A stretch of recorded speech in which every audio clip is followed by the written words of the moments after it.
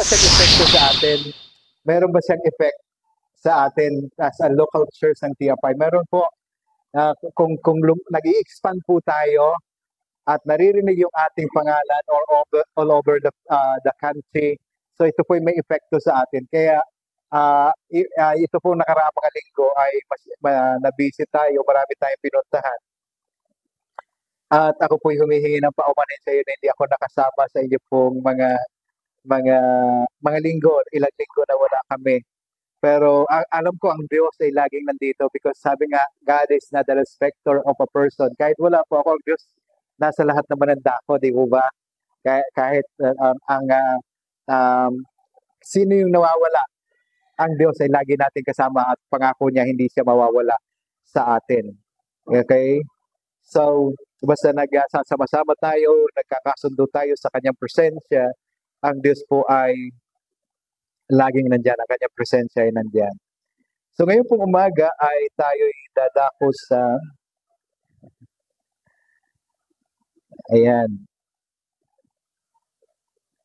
ating pong special message ngayon. Ang aking pong title ngayon ay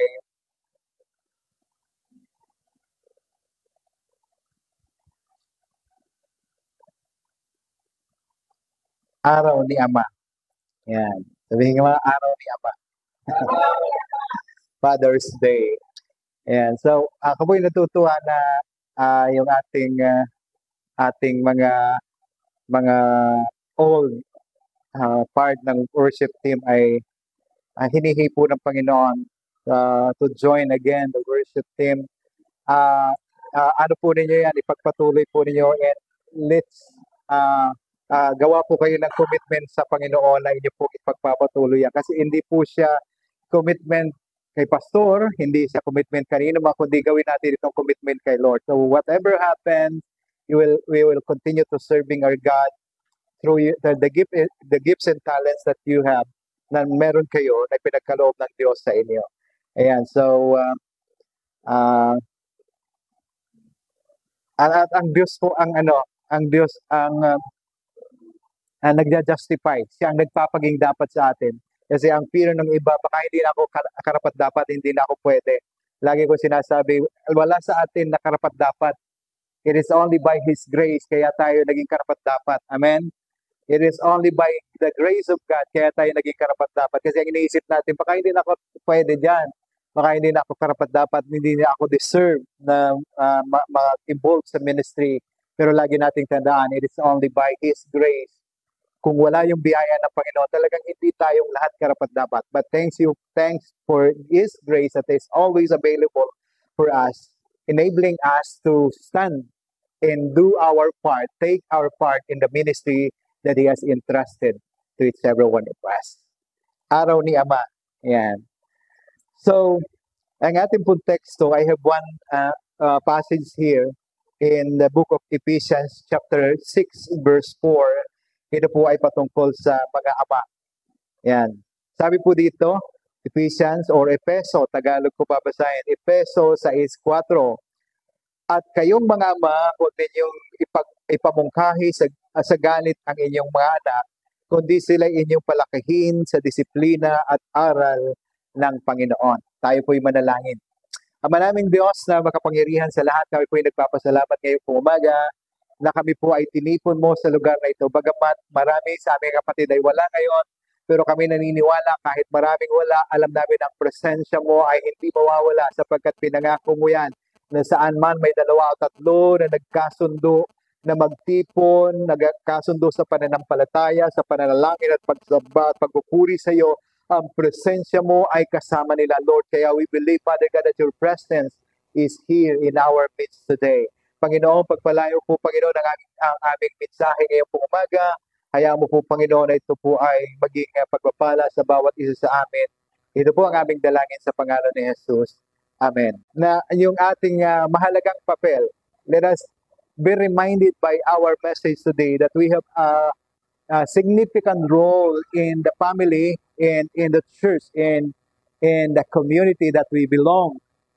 So, yung teksto po natin, yung pambunga ng teksto natin sa Efeso ay nagsasabi, paalala sa mga ama na huwag ninyong ipamungkahi sa galit ang inyong mga anak, kundi sila ay inyong palakihin sa disiplina at aral ng Panginoon. Kaya po tayo naging tatay, no? Remember, tatay, kaya tayo naging tatay ay dahil meron tayong mga anak. Hindi tayo magiging tatay kung wala tayong mga anak. Amen. So, ibig sabihin, the reminder from the Bible in the book of Ephesians is very accurate for us. Na ito'y paalala sa ama how to deal with their children. Paano niyo i-deal yung inyo pong mga anak. Sabi dito, huwag natin silang ipamungkahi or huwag nating huwag nating itulak sa pagkagalit, kundi ang paalala, mahalagang papel ay dapat daw palakahin natin sa disiplina at aral ng Panginoon ang ating mga anak. No?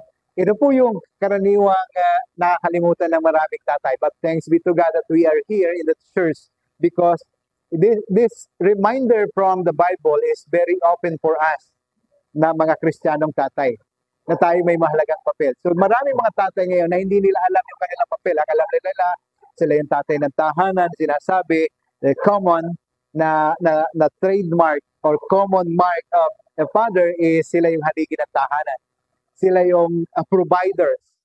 Pero sabi dito, yung huling bahagi, sabi doon, dalhin niyo siya sa tamang disiplina at turuan niyo sila. Ito po yung pangalawang bahagi, turuan niyo sila ng aral patungkol sa Diyos. No? Disiplina at aral patungkol sa Panginoon. Okay? So, bukod doon sa papel natin na pagiging tatay, pagiging haligi ng tahanan or providers, tayo yung nagbabalikat, tayo yung naghahanap buhay. No? Pero hindi na ngayon sa pamilya ngayon, kahit nanay, naghahanap buhay na. No, sabi nga, lagi ako may nakakakwentuhan ng mga young people sa aming pangaraw-araw na routine sa Grab. Sabi daw, bakit minsan mag-asawa, nagtatrabaho pareho, the same company. So sometimes nakakakwentuhan kami. So ang reason nila bakit kinakailangan nila magtrabaho kasi meron silang isang anak. Dati daw, yung tatay lang kaya ng buhayin yung kahit 5 anak. Ngayon, isang anak kinakailangan magtulungan yung mag-asawa para mabuhay at mabigyan ng magandang kinabukasan yung nag-iisa nilang anak. Diba? So ang tindi ng demand ngayon.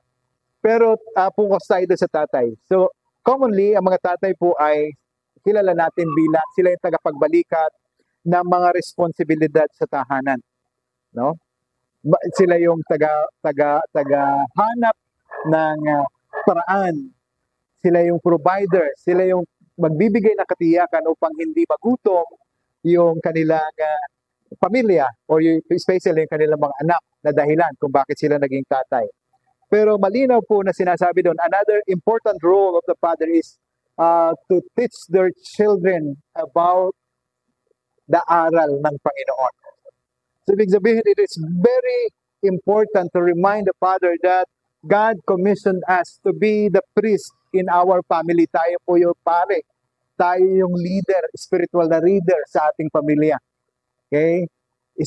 Spiritual na leader sa ating pamilya. Kung paano yung ating mga anak ay matutong manalangin at magbasa ng Biblia, tayo pong mga tatay ang unang-una dapat nagtuturo sa kanila noon. Okay? Tayo yung unang nagbubukas sa kanilang kaisipan ng mga bagay na yon. Na dapat sa ating halimbawa at ginagawa ay nakikita ng ating mga anak na tayo ay sumusunod sa aral ng Panginoon. Kung paano natin isinusunod yung aral ng Panginoon, ganun din natin hinihikayat yung ating mga anak na sumunod sa parihong aral ng Panginoon. Sa punto na kung kaya nating maging mahinahon para turuan yung ating mga anak ng disiplina, ng paggabay, at tamang karakter at pananampalataya, gawin natin. Glory to God. Pangatlong puntos po, hindi lamang tagapagtaguyod ng kabuhayan ng isang ama, kundi tagapagtaguyod din ng kabutihan sa kanyang sambahayan. Okay? So, tagapagtaguyod din ng kabutihan sa kanyang sambahayan ang isang ama.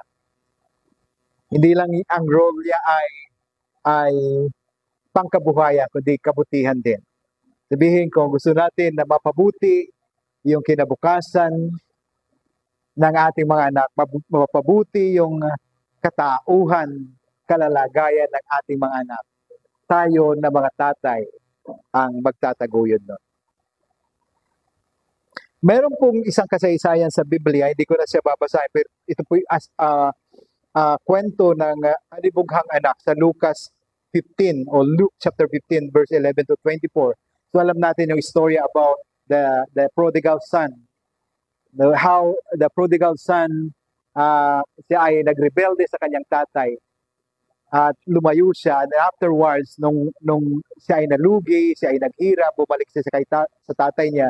At alam natin na dalawang kamay, buong puso na tinanggap pa rin siya ng kanyang ama na parang walang nangyari. So, dito po, another bahagi na ating pong titingnan dito ay yung pagkakamali at pagkukulang ng mga ama. Pagkakamali at pagkukulang ng mga ama. So, ang ating pong passage na ilagay dito is the prodigal son. Hindi ko po i-quote na yung father in that story of the prodigal son ay mayroong pagkakamali. But sometimes, nakikita po natin dito na minsan ito yung nagiging pagkakamali ng maraming tatay. Na pagka yung kanilang mga anak ay mayroong gusto, yung tatay nagmamadaling ibigay. Yeah. Dito sa istorya ng prodigal son, tignan po natin another side dito. That when the youngest son asked for yung kanya pong bahagi doon sa kayamanan, walang pagtutol yung kanyang ama. Ibinigay lahat o sige, na yan siya. Minsan po yun yung pagkakamali natin. Because ayaw natin na sumama yung loob ng ating mga anak. Hanggat kaya nating ibigay, binibigay natin. Diba? Sometimes ito yung nagiging pagkakamali natin. Diba? Na hindi natin natuturuan yung ating mga anak kung papaano magtiis, papaano maging masinop, papaano matutong maghintay, papaano matutong pahalagahan ang bawat bagay. Sa atin, no? Sa atin, pagka meron tayong kayang ibigay, kahit maubusan tayo, mga tatay, binibigay natin sa ating mga anak. Sometimes yung mga puntos pa na yan, minsan, maling hakbang sa atin. Okay? Yun yung nagiging maling hakbang. Ay, hindi ko naman sinasabing mali all the way, pero sometimes doon po yung nakikita natin, nakikita na minsan kahinaan natin. That's why maraming mga anak ang hindi natututo na magpahalaga sa mga bagay-bagay, hindi natututong maghintay, hindi natututong magtiis dahil yung kanilang mga anak ay mga tatay ay masyado magaan yung kalooban. Magaan yung kanilang puso. Pag may hiningi yung anak, hindi naaalamin. Pag binigay ko ba ito, hindi siya mapapahamak. Pag binigay ko ba itong bagay na hindi pa ba siya mapapasama? Pag binigay ko ba ito, hindi ba siya mapapariwara? Basta hindi na natin siya iniisip. Basta meron tayong kayang ibigay, ibibigay natin. Basta meron tayong kayang gawin, gagawin natin. Dahil sa pag-ibig natin sa ating mga anak. Dito po sa istorya ng prodigal son, ang kumakatawan po dito sa ama ang kumakatawan doon sa kwento ng ama ng prodigal son ay ang ating Diyos Ama. Sa simula't simula, nung hiningi po nung anak, nung bunsong anak, yung bahagi ng kayamanan na para sa kanya, alam na ng ama na ito'y patungo sa ikakapahamak niya. Kasi hindi siya naturuan ng tamang pamamaraan at paggamit nung kayamanang hiningi niya sa kanyang ama. Alam ng ama yon. Kaya lang, para matuto siya, kinakailangan ibigay niya upang doon sa paglayo niya sa presensya o sa puder ng kanyang ama, doon siya matuto at doon niya ma-realize na kailangan pala niya ang kanyang ama. Dito po makikita natin dito yung anyo or yung karakter or yung pagkatao ng isang ama na inilarawan po dito sa prodigal son. Sabi po, kahit ang pinakamabuting ama ay pwedeng magkamali. Minsan sa disiplina, minsan sa pag-unawa, at sa iba pang mga bagay. Pero ang tunay na ama ay handa ring tumanggap at magpatawad. Hinayaan ng ama dito sa story of the prodigal son na ang kanyang bunsong anak ay kunin yung lahat ng kanyang bahagi sapagkat hindi siya matututo kung hindi siya magkakamali. Hinayaan ng ama na magkamali siya for that prodigal son to realize that kailangan niya yung wisdom from his father. Kailangan niya yung kalinga ng kanyang ama. Kailangan niya yung talino ng kanyang ama. Kailangan niya yung paggabay ng kanyang ama. So, ang isang ama ay handa ring tumanggap at handang magpatawad. Ito daw yung tunay na mabuting ama. Siyang maggagabay sa kanyang mga anak at sa kanyang buong sambahayan upang sila'y manatili sa daan ng Diyos at manatili sa paggawa kung ano yung tama at matuwid. What is right and what is just. Okay? So, sabi dito, God-ordained Father. God-ordained Father in the family. Sabi dito, He chose him so that He will direct His children. Reminder, He will direct His children. Siya yung maggagabay sa kanyang mga anak. And in His household, after Him, yung kanyang buong sambahayan, kabilang yung kanyang may bahay, at yung nasasakupan ng kanyang buong sambahayan. Sabi doon, after Him to keep the way of the Lord, upang sila'y manatili, ang kanyang mga anak, ang kanyang buong sambahayan, ay manatili na lumalakad sa daan ng Panginoon. At sabi doon, and by doing what is right, mananatili kung nagagawin kung ano yung tama at ano yung matuwid, what is right and what is just, so that the Lord will bring about for Abraham, for father, what he has promised. May pangako pala siya. Okay? May pangako pa siya. Yung mga tatay, if we reflect on this word of God or word of, from our Lord or mula sa kanyang salita, pag ni-reflect natin ito at tinake natin ito as our own, meron pong pangako. No? Ipinangako niya kay Abraham at pinangako din sa lahat ng mga tatay na kung tayo ay magiging mabuting halimbawa sa ating mga anak, atin silang gagabayan gagabayan natin ang ating mga anak at ang ating buong sambahayan sa pagtuloy na paglakad sa daan ng Panginoon at sa paggawa ng mabuti at tama, mabuti at wasto. Sabi doon, meron siyang pangako. What is that promise? Promise niya kay Abraham, so I will bless you so that you will become blessing to many people, to many nations. Yun po yung pangako ng Diyos kay Abraham. Pagpapalain kita, gagawin kitang ama ng maraming mga bansa. Pagpapalain kita upang ikaw ay maging pagpapala sa lahat ng mga tao. Glory to God. What a great promise to Abraham given by God. Di ba?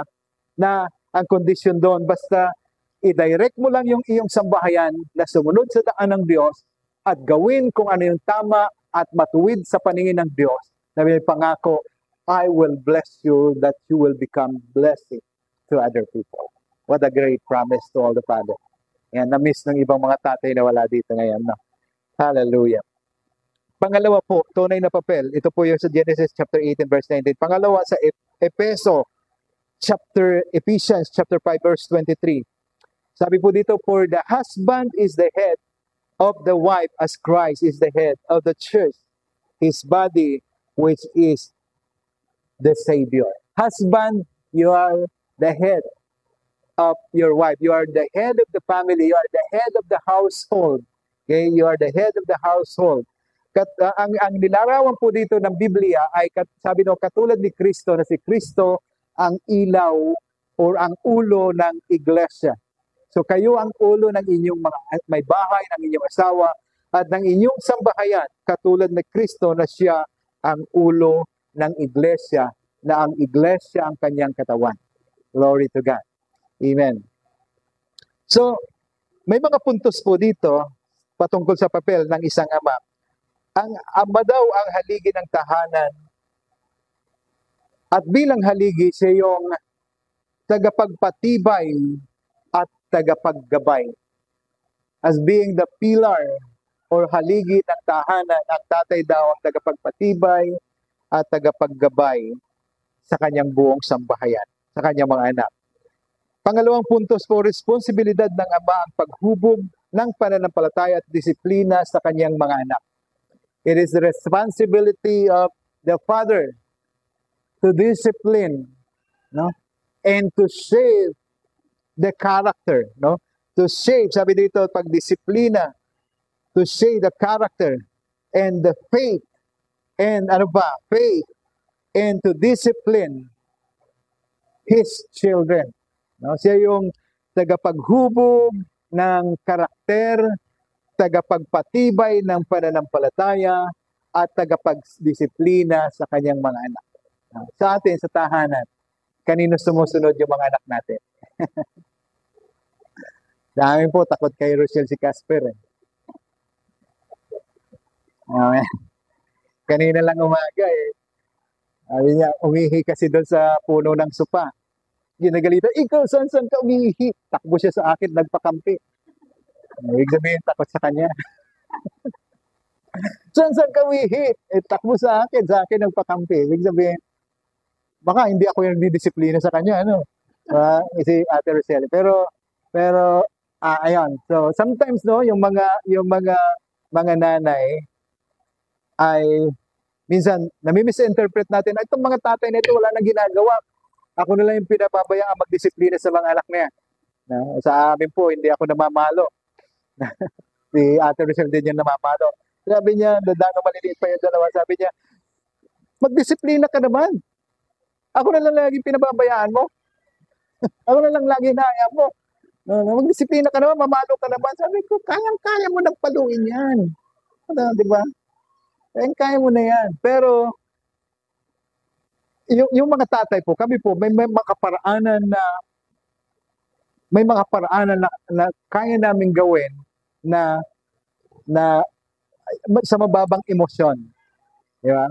Kasi alam niyo, kapag tumaas yung emosyon, mas masakit mamalo ang tatay.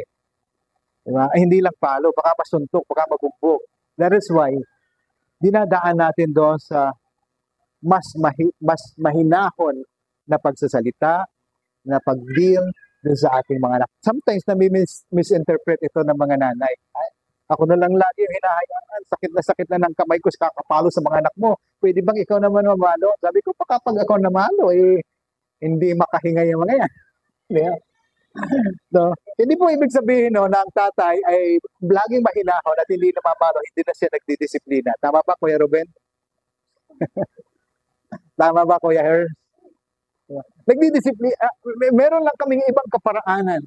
Kung maaari, daanin namin sa salita na mahinahon. Di ba? Kasi nga, pagka matindi yung emosyon ng mga tatay, pwedeng mas malakas yung puwersa na may bigay kung pamalo. Pero tama rin po yun, minsan mamamalo din tayo. Si Kuya Reggie, bata pa to na anak, bata pang ama. Si Kuya Paul, magiging ama pala. Magpagawa na kayo ng pamalo kasi biblical naman yun. Na meron dapat may rod tayo na pamalo sa ating mga anak to discipline din. Okay?